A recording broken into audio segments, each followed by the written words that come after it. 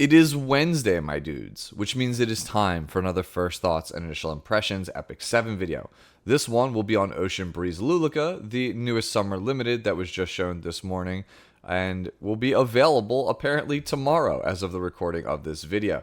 Since this is a First Thoughts and Initial Impressions video, I will give you my 2 cents on the character. Do I think they're good and worth pulling? What would I play them on and where would I play them? All of those things that you've come to expect from this video series. If you enjoy the video, as always, please leave me a like or consider subscribing if you're not already. It does help me out here a ton at this channel. With our intro out of the way, as always, let's take a look at Ocean Breeze Luluca's animated skill. Aren't you curious about my super special concoctions? Go on, place your orders! Whenever, wherever.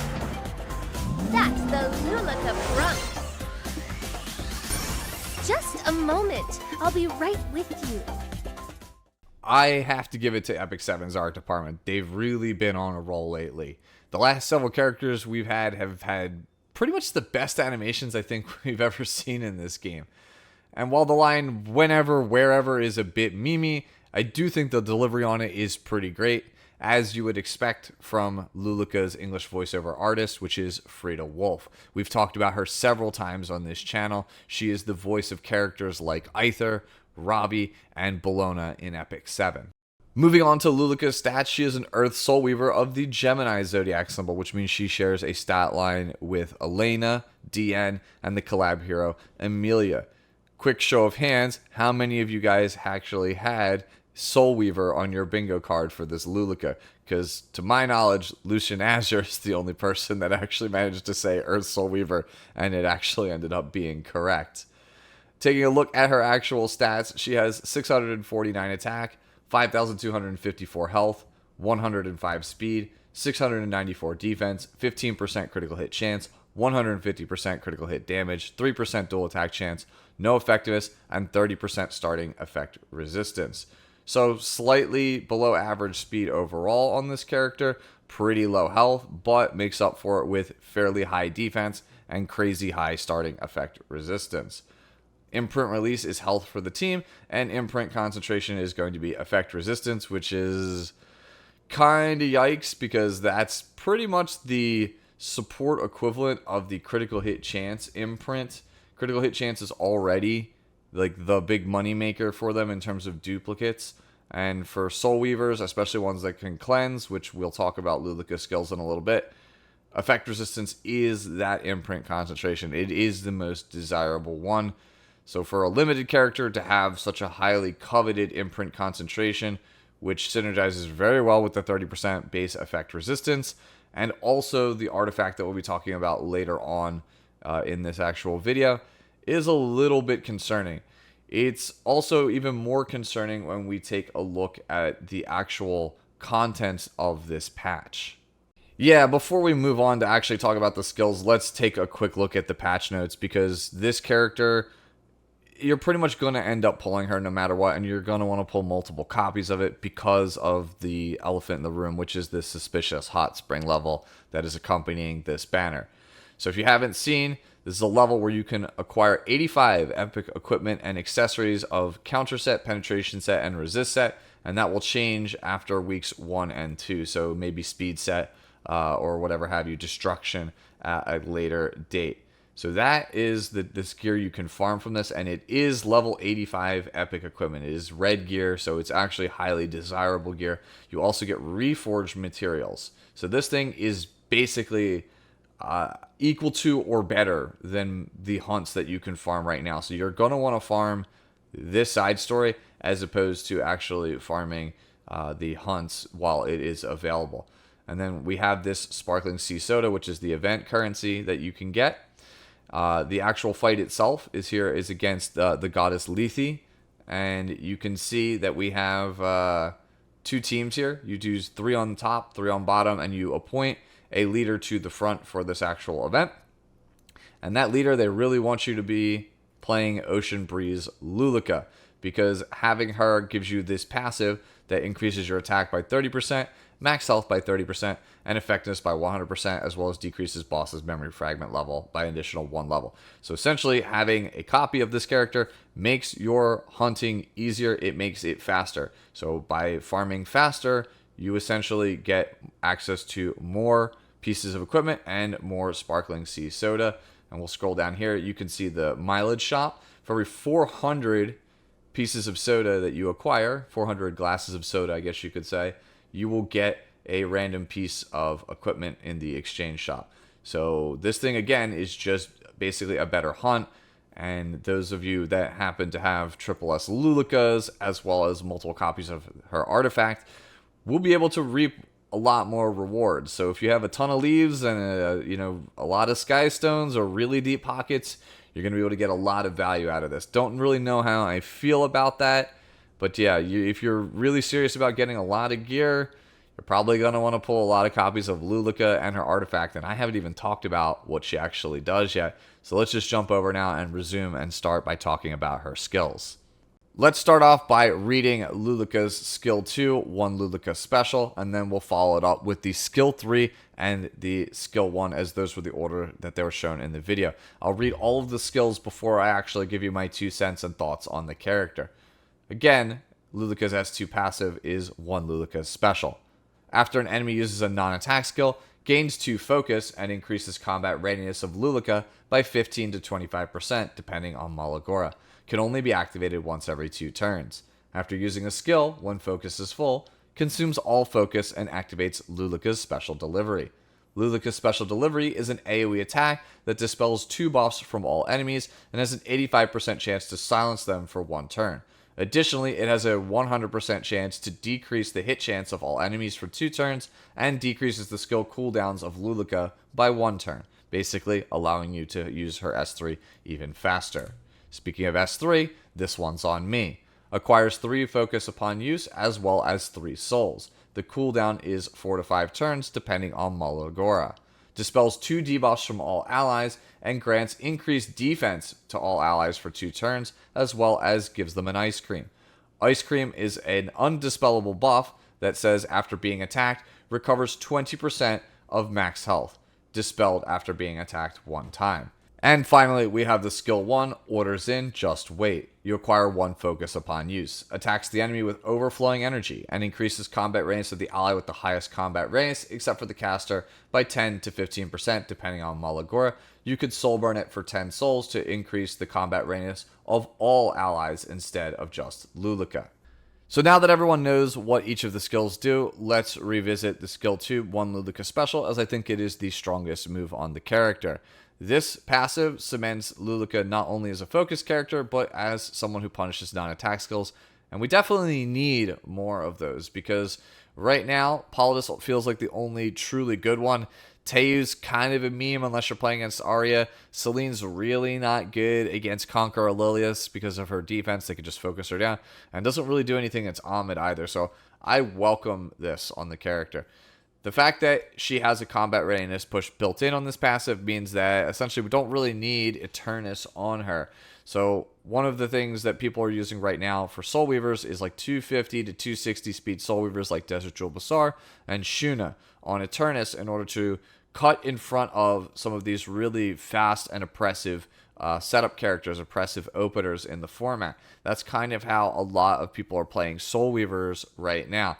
The problem is not everyone has access to gear that allows you to be around 260 speed on those characters, and I don't think everyone has a maxed Eternus just laying around, because until relatively recently it was considered not super good, and I know a lot of people actually threw theirs away. On top of that, Luluca has Amelia's stat line, which is not exactly the easiest to get super fast. I think a lot of people will struggle to get above 240 speed. So the fact that this has the built-in CR push, so you don't really need Eternus, and it's at such a high rate, it allows you to essentially get away with playing Luluca around like 225 speed and still be able to reliably cut in front of people, assuming that your opponent doesn't have Politis. And this number can get even lower, assuming you decide to play her on her own artifact, which we'll be talking about in a little bit. So let's talk about Luluca's Special Delivery. I'm a little disappointed that it only triggers after a skill use, because one of the things I was hoping to do is, if my opponent doesn't press a non-attack skill, for me to just press S3 and then just kind of sit there and wait and see if they press a non-attack skill later on down the line, and then kind of just cut in front of them with Luluca Special Delivery immediately.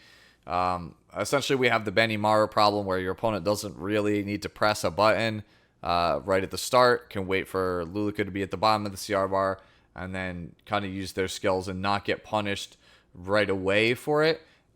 In that scenario with like Benimaru, because he's so fragile, people just kind of blow him up and not have to worry about him with like Spectre, for example. I don't think you can necessarily do that with Luluca, because the S3 actually gives you the defense buff for the whole team.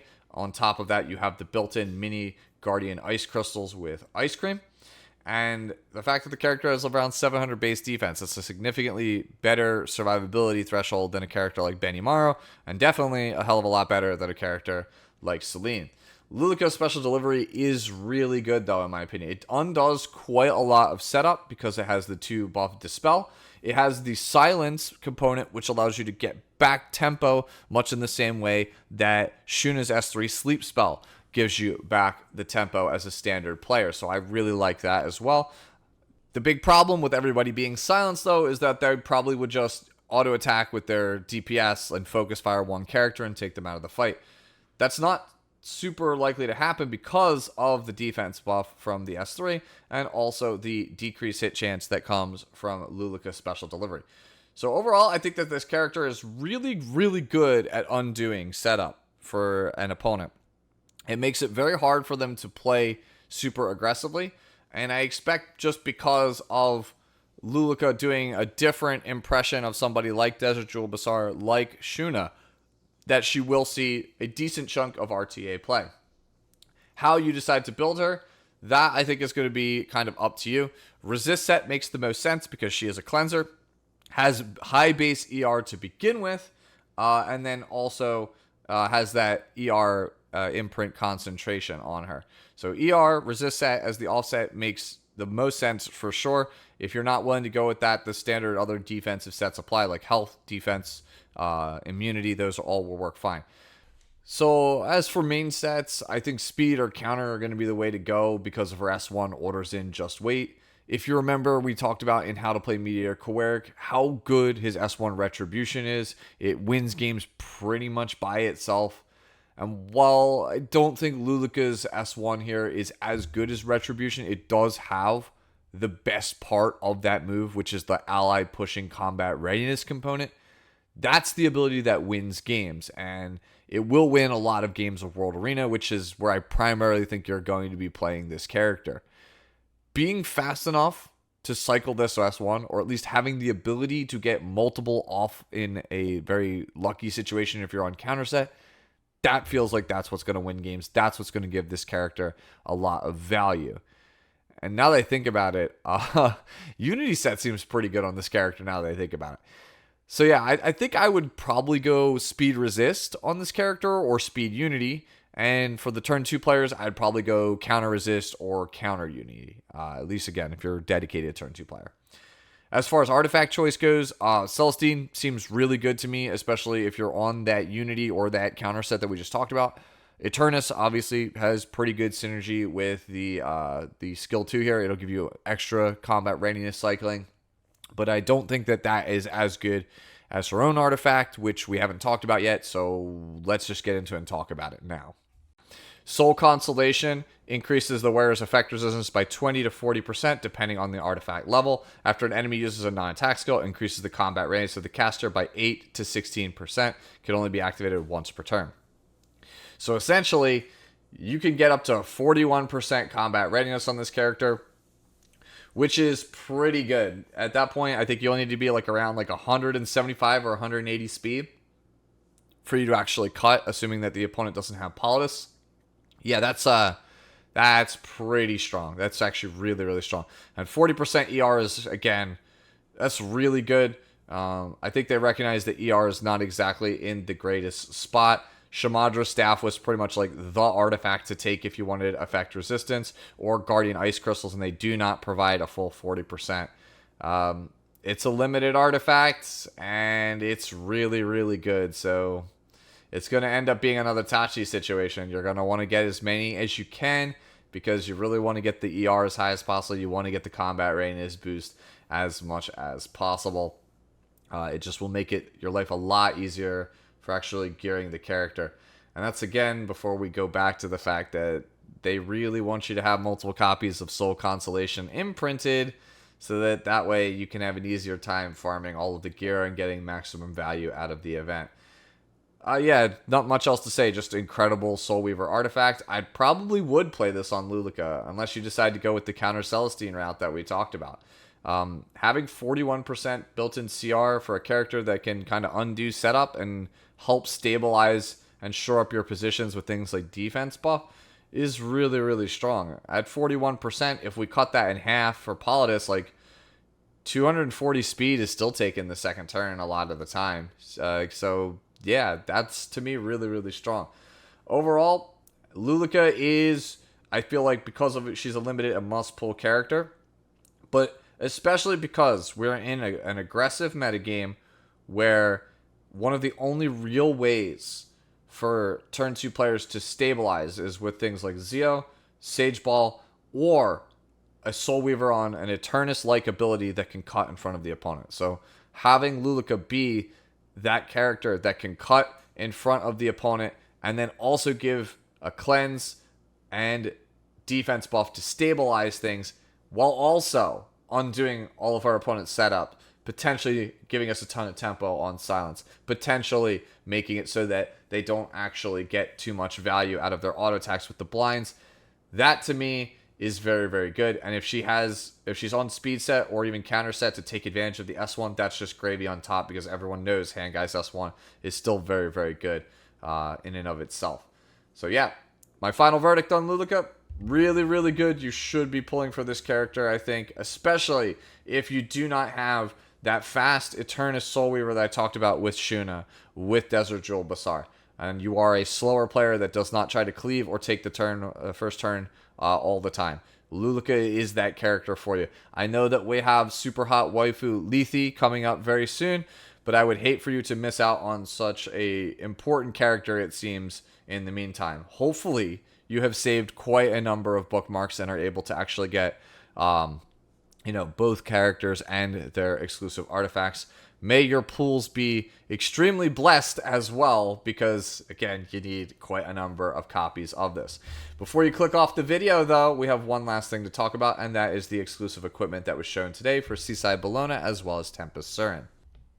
All right, let's start with Seaside Bologna's exclusive equipment. It is Waltz of Waves. It gives 14% attack, which I think is a really good decision for this. Most people who play Epic 7 use Bologna as their dedicated Wyvern 13 farmer, and only really Bologna enjoyers and enthusiasts play her in World Arena, and I feel like that's only for the Bellion matchup.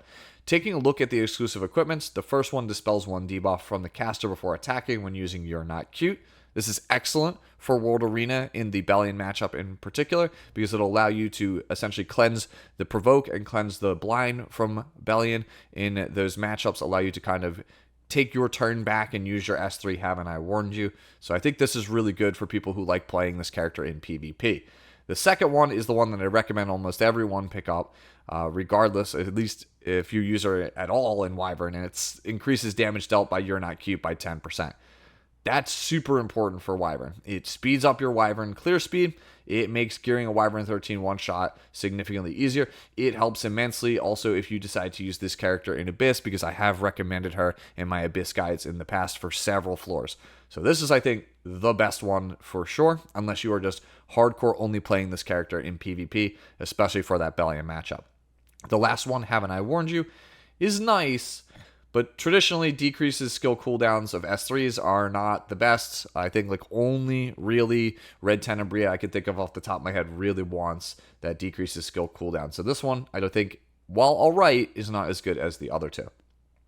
Moving on to Tempest Siren, it gives 12% critical hit chance for the exclusive equipment, which is the perfect pick for this character. If you've ever tried to build this character on lifesteal, you know getting this character to 100% critical hit chance and having a really high attack score of like over 3,500 is pretty difficult. So giving her 12% critical hit chance, I think, is going to help making gearing her for a lot of players significantly easier. Will that be enough to help her see play? I'm not so sure. That said, there is a lot of really interesting things about this exclusive equipment. So the first one is on the S1 Lunge. It gives you basically built-in lifesteal on the S1. This is super good if you decide to play Tempest Siren on speed set with something like Secret Art Storm Sword, so she can kind of be like an anti-cleave character. Gives you a little bit of sustain, could potentially help get you above 50% health to survive for another attack. So I think that there is definitely something here on this one. The next one is for Moonlight Shadow. That's the S3. Increases the damage dealt by 10%. Just helps shore up her position against those aggressive drafts. That's kind of where you're using her for anyways. Anti-aggro, anti-cleave anymore. And the third one, I'm not really sure how to rate. It dispels one buff from all enemies before using Moonlight Shadow. It essentially is applied before she applies unbuffable. That could also be potentially really, really good. Essentially having her be like a character that can cut in front of people, use the S3 to strip immunity off them, and then give them unbuffable, undo their setup, or at least stop their setup from being super impactful. Really curious to see how this one plays out, because I don't think there is a very clearly defined best one on this exclusive equipment. I think there's a lot of interesting applications that you could say about all of these. Like, again, Lunge is for the speed build. You might have a debuffer one on the third one, and then the second one just seems solid for the most part against her traditional use case that she's being played in right now. But yeah, let me know what you think on not only the exclusive equipments, but Luluca down in the comments below. How many copies are you going to pull for? Are you kind of happy, kind of mad? Let me know about the whole situation where we need to have dupes of the character as well as the artifact. Any and all thoughts and comments you have on this video, love to hear them down below. As always, enjoy the rest of your day, the rest of your week, and I'll catch y'all in the next one. Later now.